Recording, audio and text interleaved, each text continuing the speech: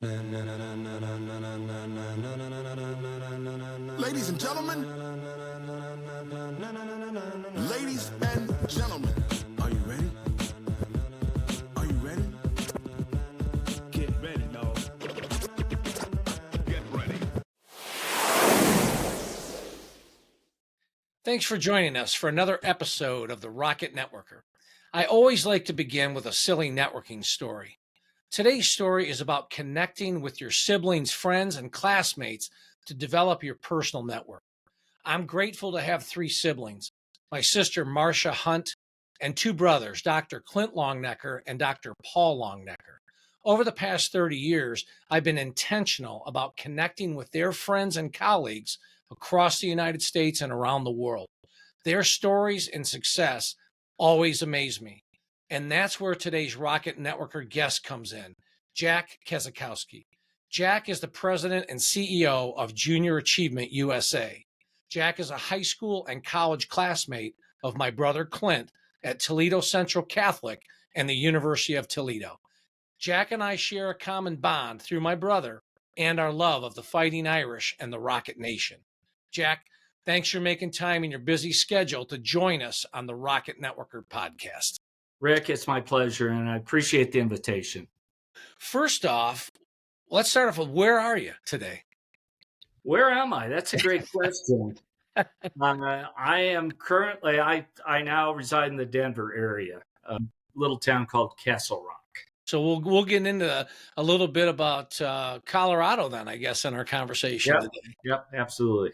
Well, let's jump into the podcast. So basically, Jack, what we do here at the Rocket Networker podcast is we try to model a thing I call the threads of connectivity. And think of it this way, Jack, it's just simple. You know, in business through your career, everybody wants to talk business. We want to talk shop. And that we need to do that. It's how we all make a living. But the relationships we have that lead to business don't come from talking business. They come from talking about little things like hometown, high school, college, the volunteerism we do, the little things that connect us together as human beings. I just refer to those as the threads of connectivity. So that's where we're going to go a little bit here. And we're just going to walk through a journey on that, if that's okay. Let's have a little fun. Sounds good. Good deal. So let's back up now. Let's talk about your hometown. Where'd you grow up? Actually, younger grades, I grew up in Perrysburg. Okay. Went to school there through middle school. And my dad was a factory worker and lost his job. And so that's how we ended up moving to Toledo. I got you.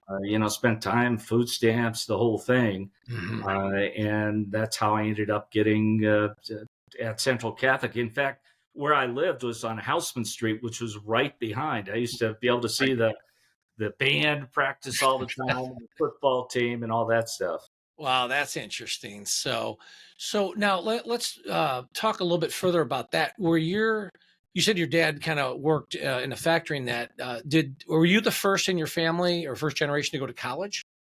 Well, my brother went to, the Toledo Community College. Yeah. But yeah, I grew up in a family, great family. So I don't, anything, but my dad dropped out of high school to join the Marine Corps. Okay. He was at Woodward. My mom had a high school education, but that was it. So when I grew up, there was really no focus on education. Right. And it's just, kind of one thing led to another. And ironically, I wasn't a very good student in elementary and middle school. Mhm. When we moved to Toledo, actually, I finished up at St. Hedwig's Parish. Okay. And I guess the nuns kind of got me into education. And so all of a sudden my grades improved and so on. It's interesting. Yeah. So, all right. So you go to St. Hedwig's and then you end up at Central Catholic High School. Take us through that a little bit. What was high school like for you? It wasn't the best experience. I was socially very shy kid. Didn't really get involved in a whole lot of extracurricular activities. I tried out for baseball, my first year, ended up with an injury, knee injury that still suffer from. Interesting. But I ended up, I was the manager for the baseball team after that. And that was like my big involvement at Central Catholic, but it's also, I got involved in junior achievement when I was in high school. You did. Okay, so your junior achievement ties literally your whole life together. Absolutely. And I joined for all the wrong reasons. I tell people this. You probably remember in those days it was only the after school program, and the Right. JA people would come and you'd sit in the gym and sign up. Yeah. And honest to God, the only reason I signed up is there's this really cute blonde sitting in front of me. And she raised her hand, and she didn't give me a time of day at school. So I thought, well, this is an opportunity. Right. And lo and behold, I show up at JA, and if you think that one person can't change a life, you're right. I mean, or can. Can change it. Yeah. Yeah, had an advisor from the DeVilbiss company, which I'm not even sure that exists anymore, Right. who took an interest in me. He saw something that teachers hadn't seen, coaches hadn't seen, and I got very involved. And one thing led to another, and it was only because of JA that I got to go to college because I Right. got a full scholarship to go to So the hold on a university. second. So you're in junior achievement in high school, and you end up with a scholarship that allows you to financially go to college. I didn't even realize that JA did that. Yeah, in fact, Toledo at the time was one of the largest programs in the country. Um, Really? but this will put it in perspective. I got a $4,000 scholarship that, Right. because I lived at home, Right. it paid my entire way through the University of Toledo. It picked up my books. I even got my class ring based on that scholarship. Really? So I kind of miss the college experience because I didn't live on campus. Right. But I think I got a very practical, good education. It's interesting. All right, so let's go back a little bit. I'm fascinated by this. So you're get into junior achievement. What year were you? Was that like sophomore, junior? What year was it? Yeah, Do you in those remember? days, you could only join as a sophomore. So Okay, so you joined your sophomore year, yep. and that started to begin to change you and shape you. Was it like every day? Or No, it was only one day a week. You would go at night, and what was cool about it is kids from all over the city would come together. So you got to meet kids from all the different high schools. okay, so now you're starting to network too. Exactly. The shy Exactly. kid that grew up behind Central Catholic, and Yeah. now all of a sudden you're meeting people. You were networking and didn't even realize you were doing it, No, no. I right? mean, You're just you meeting know, people. at that time, I was interested in girls. But for whatever reason, this advisor I had, Mr. Gimple, I still remember him. He got me elected as vice president of marketing of my JA company. And not only did I have to go out and sell, I had to teach everybody in our company how to. And Well, so, it's interesting how like you said, it's one person. yeah, Is just one one person person. that just takes an interest in you. It's interesting. A lot of folks ask me why I spend so much of my time, volunteer time, with high school and college kids. I've done it everywhere we've lived in the country. LA, San Fran, everywhere we've gone. I've been involved as an advisor in helping kids. And the reason is I didn't have that. And I was very lucky. I have been very lucky in my life. And so for me to spend my lifetime as a volunteer giving back, I hope to be that guy that Yeah. changed your life. I hope that, to do that. So I think about a lot is how can I, touch somebody in a moment when they need it. You would be amazed. I'm finishing 50 years professionally with JA in Wow. June. And Wow. over that period of time, the number of JA alums I have met that will go back to Mr. So and so or Mrs. So and so Right. that took an interest in them, Right. or That changed showed them something that they didn't even know existed. Right. Yeah, that's just what I try to do when I work with folks. I'm very you and I are of a similar ilk that it's we want to help people, and I always look for there's always something, right? Yeah, Every one of us has got something, and usually a lot, but there's always something really special in there, and it's you usually can't see it yourself. It takes yeah, somebody outside of you, whether it's a exactly. coach or JA or somebody to come find that and help you. I mean, that's very cool. So I knew you were at JA a long time. I didn't realize that went all the way back to high school. And I didn't realize that JA is what enabled you to go to college. Yeah, in fact, and then to show the further connection, Yeah, as a sophomore in college, I started working for JA full time and going to school full time. I And I got you. and I still graduated actually a quarter early back in March of what would that be, 77. Um, Right. so yeah, it's been a lifelong passion. Yeah, that's awesome. All right. So you're at UT. It sounds like you were pretty much busy with JA. Were you involved in any student groups or anything like that? I So, was that's why I say I missed out on the true college experience right. but the connections I made within the JA organization were invaluable. Yeah, I mean, and that's a common thread when you look at the University of Toledo alums that I've met in the different alumni groups I've worked with around the country. A lot of our folks are first generation. A lot of them work like I did too, work my way through school. And there's a common bond in that. And you see a lot of these folks now are CEOs of large companies. We'll be interviewing a lot of them in the Rocket Networker podcast, and just simple stories of some simple upbringings that turn out to be great leaders like yourself. I mean, that's very cool. All right, so let's go through then. So college for you was an education, but your real education came from starting to work at JA while you were in college. That's what I'm hearing. Yeah, and started working in college. But the connection, it's funny how things go. One of the most influential professors I had was Jack Simonetti. Yeah. His practical approach just resonated with me. Some of the professors, it was all academic, right? But Jack Simonetti always had a great story that would emphasize, a point.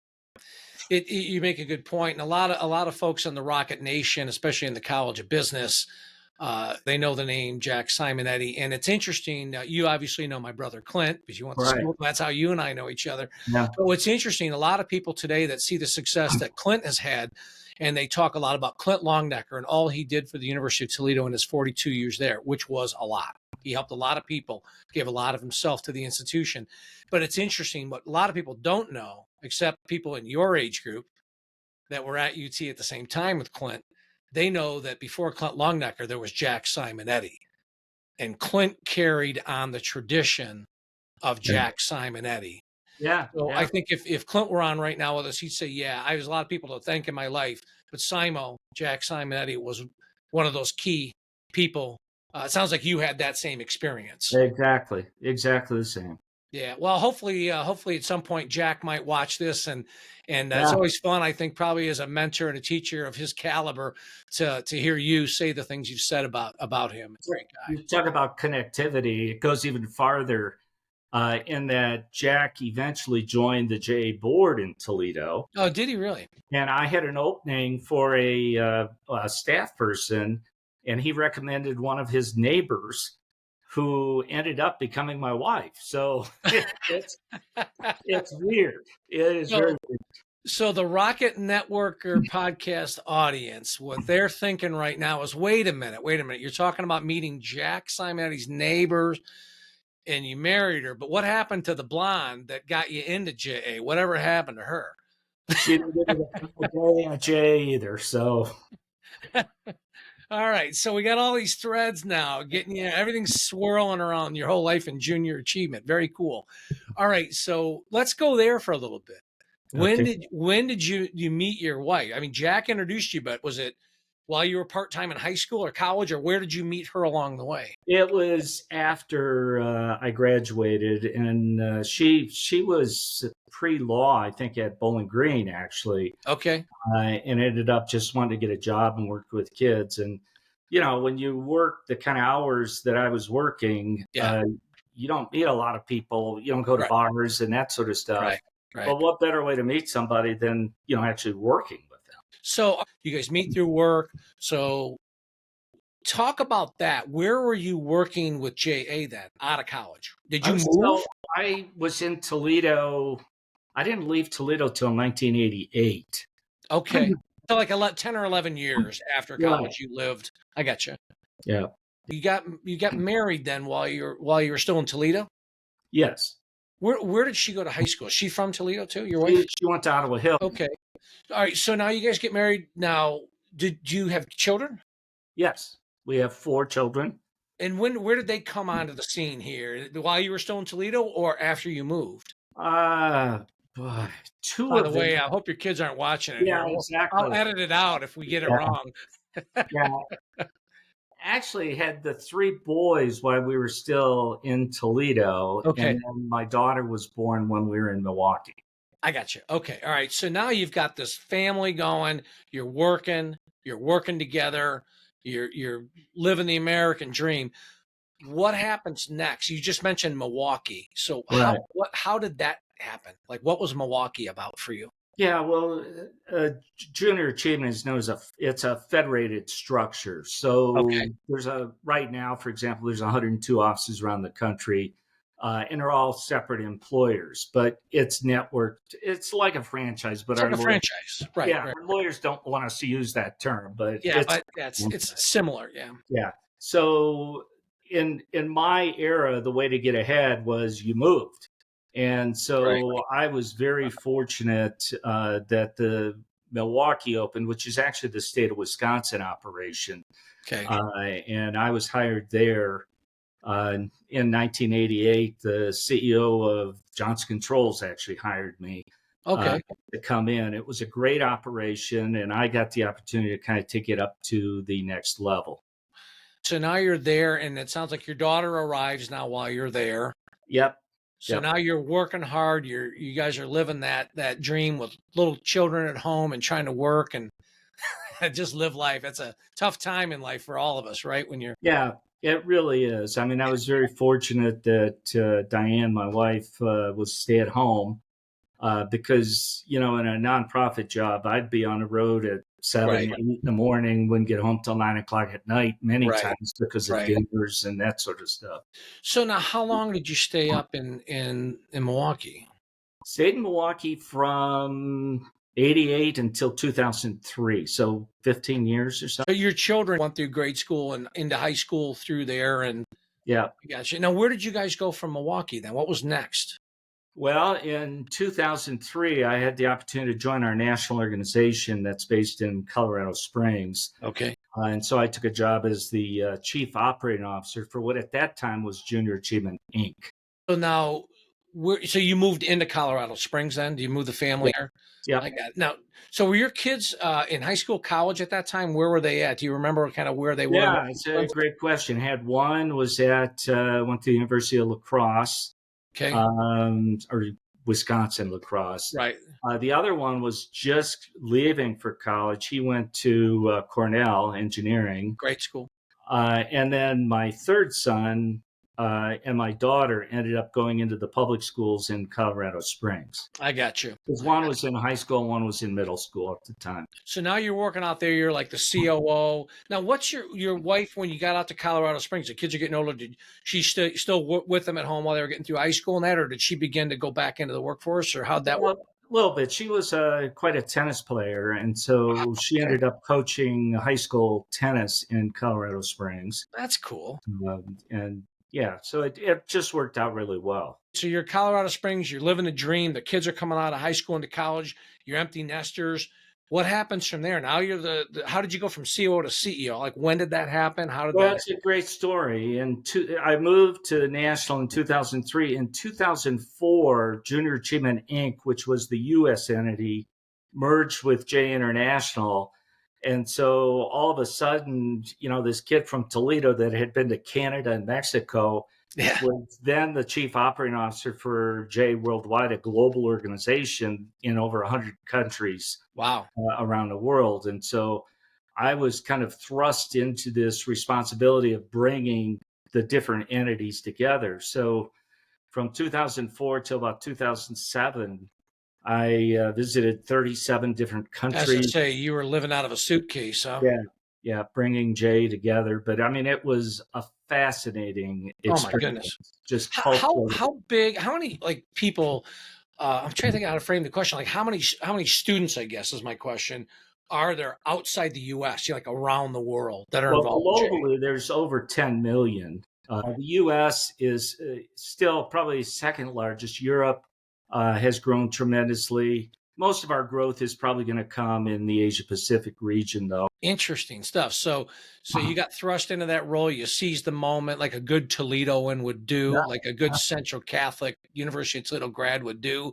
You yeah, grab it and you run with it, right? yeah, absolutely. What else can you do, right? Right on. You go. People say, I always love the conversation. Like, well, how did you get to what you're doing today? And it's like completely by accident and completely unintentionally.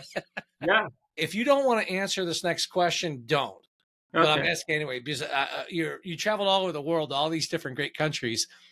What are the top two or three that you just went in and were just like blown away by? Did they come to like you remember getting off the plane and visiting and going, wow, I mean, this is really cool. Yeah. and for different reasons. Okay. If it was leisure time, I enjoy Central Europe. Okay. Spent a lot of time in Germany and other countries in that area. Right. In terms of inspirational, I spent a lot of time in the Middle East. Right. Queen Rania of Jordan was our ambassador, so she could get me into pretty much any ministry of education. Right. And we grew tremendous there. And what was inspirational there is that, girls at this time, this is early 2000s, Right. were like second class citizens. And Right. so with Right. our program came along, the girls could compete with the guys head on, and usually they'd kick their butts. And I remember at one point asking this minister of education, I said, hey, it's really great that you want this, but why so important? And Right. he made the comment that he goes, well, if these kids grow up and they don't have a job and there aren't people creating jobs, they're going to find something else to do. Yeah. Usually not good. Yeah. And I was going to say, and then a couple of years later, the Arab Spring came along. Yeah. Like, Right. oh, okay, now, Right. Now I understand. Yeah. Right. Exactly. Idle hands, right? We got to get that's universal to the world. Yeah, idle hands don't do good things. You know what I mean? We Yeah. got to get folks productive, right? Yeah. So that's cool. Inspirational.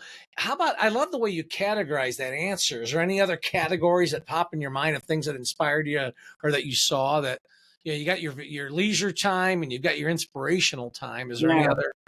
Just understanding different cultures. I mean, I spent quite a bit of time in China as well. And, Okay. I found it fascinating that the Communist Youth Organization actually endorsed junior achievement.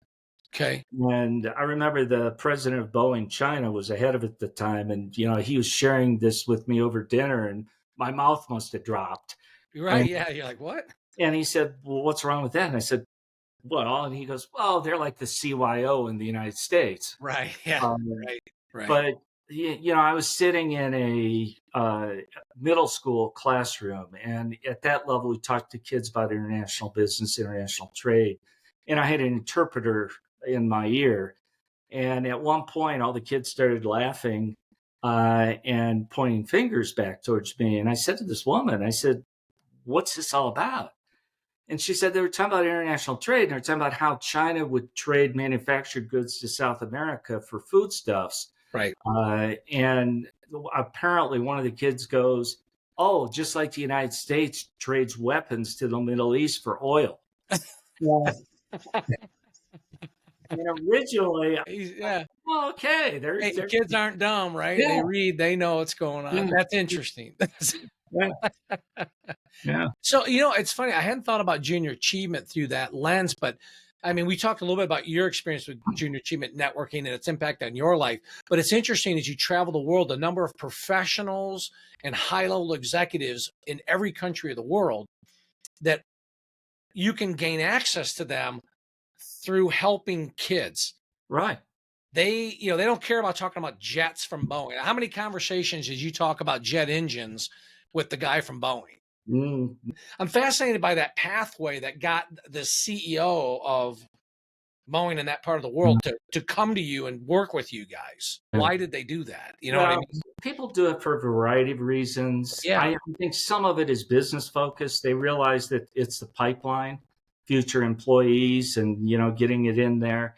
Some of them, I think, just genuinely want to help. Right. And frankly, I think some of it, and I wouldn't attribute this to any one individual, Right. but I think there's a lot of people that have what we think are big, interesting jobs that don't like what they do. They're not fulfilled by it. Yeah. And I think that by helping kids in a positive way to be successful in life, Right. that it's very meaningful to them. I mean, we've been nominated, Jay's been nominated for the Nobel Peace Prize now 3 years in a row. And as I talk to business people, they kind of look at me because they see it in the US and they're like, what are you talking about? But I once had a board member when I was in Wisconsin who was on the international group before we merged. And he was spending a lot of time internationally. And I asked him one time, because frankly, I was jealous he wouldn't spend the time with me. I said, Marty, why do you spend so much time? And he looked at me square in the face and he said, simple, world peace. And Amen. I must have my normal dumb look on my face. And he said, well, Yeah, Jim, right. it's Right. really simple. Yeah. People that are able to raise a family, they have a career, they have a sense of being, aren't going to be shooting one another. And Correct. and that Thank has you. stuck with me my whole career.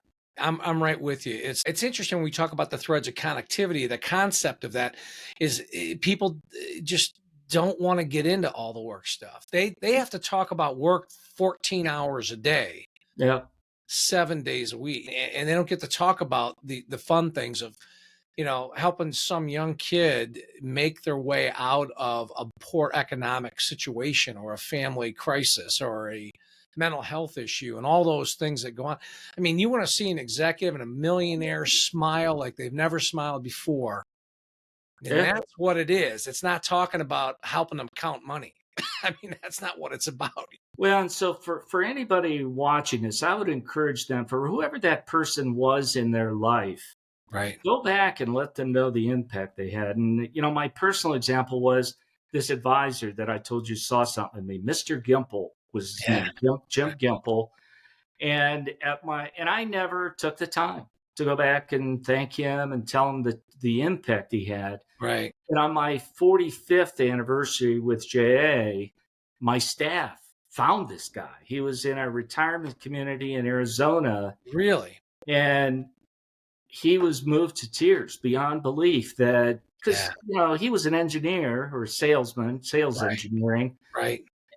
He never really got the fulfillment from that. But Right. knowing that he changed my life was very moving for this man. Right. And that mattered more to him Absolutely. than anything work related that he ever did. Yeah. It's interesting when we talk about the threads of connectivity and connecting with people. I always, and I think you probably do the same thing, I talk to people to the point of we network to selflessly serve other people with no expectation of anything in return. You talk to any lifelong volunteer and they just start like you are, nodding their head going, exactly. And so that guy, when they went to him at the retirement home, I guarantee he was so blown away by that, because what he did with you and the other kids in JA 50 years ago, he did it out of selfless service and love, Yep. not because he wanted to thank you. Yeah. No, And you're that's why he absolutely cried, right, Jack? He yeah. cried because he didn't want that. He didn't expect that. And you gave it to him. That was more meaningful than a lot of things in his life, probably. Absolutely. Yeah, that's Absolutely. great advice for the audience. So, all right, so we got this great stuff going on at JA. Let's flash forward. I want to go to your 100th birthday. And I If I want make you, it in one. right. Yeah, you're getting closer. Yeah. Sad but true. So we all are. So I want you to look backward now with me over your life. What's your legacy? What do you dream about your legacy being? What do you want it to be? Have you even thought about that before? Not really. No. I mean, trying to get it done, but as you get to my point, I'm going to be retiring at the end of June. You just Okay. start reflecting. And, I think how I have been successful is by surrounding myself with good people who are smarter than I am, which is a Right. pretty low bar, but getting that done. And by doing that, really have empowered those people. So many of them have gone on to do much greater things. Right. And so, for a legacy, it'd be couplefold. One, carrying on the great work that this youth organization that I'm involved in has been doing. But Yeah. most importantly, with that is kind of developing the people to carry it on. I mean, I lived through several national CEOs for the organization, and quite candidly, I only got the job that I have kind of out of default when JUSA kind of separated from J Worldwide, not separated, but became an operating unit. Right. I was like the last man standing, so it's like, let's give Jack this job. But prior to that time, when you have a corporate CEO board that I have, and they hire somebody to replace a CEO of a nonprofit, they tend to hire people that are more like them Right. than what's needed to get the job done. Right. And so I made it my priority that when I decided to leave, I wanted to have at least 2 or 3 internal candidates to take my spot. And I've done that. And so that may be one of my greatest accomplishments ever. So that the legacy of the journey continuing so Yeah. that other people that live behind Central Catholic on a street with a blue collar dad can have a life like yours. Yeah, exactly. That's a great legacy as a leader, is not what we achieve, it's what we set the organization up to achieve when we're gone. I mean, Yeah. that's a great legacy for you to leave. That's very cool. Thank you. Well, time will tell. Yeah. Maybe you'll be in I'm going to assume you will be in a nursing home one day or a retirement village, and you're going to have somebody come by and talk about how you changed their life. That's Well, pretty cool. that You would know, be cool. That would be that'd very be cool. awesome.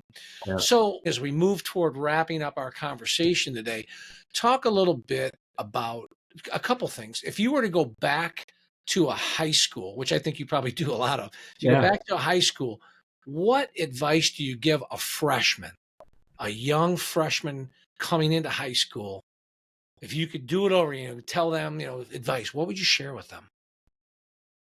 I would tell them to relax about the social part of it and to try to get as many experiences as they can to determine what do you want to do. And you're going to hit a lot of bad ones along the way, but how are you going to know unless you at least give it a chance? So that's sage advice for today's kids.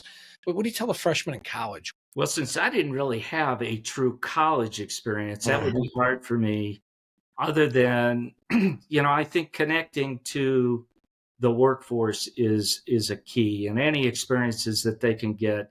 The academic part is kind of like you got to have it, but any kind of job experiences they can get to find out what do they really like doing. I've talked to so many professionals throughout my career that I'll say, "What you go to college for?"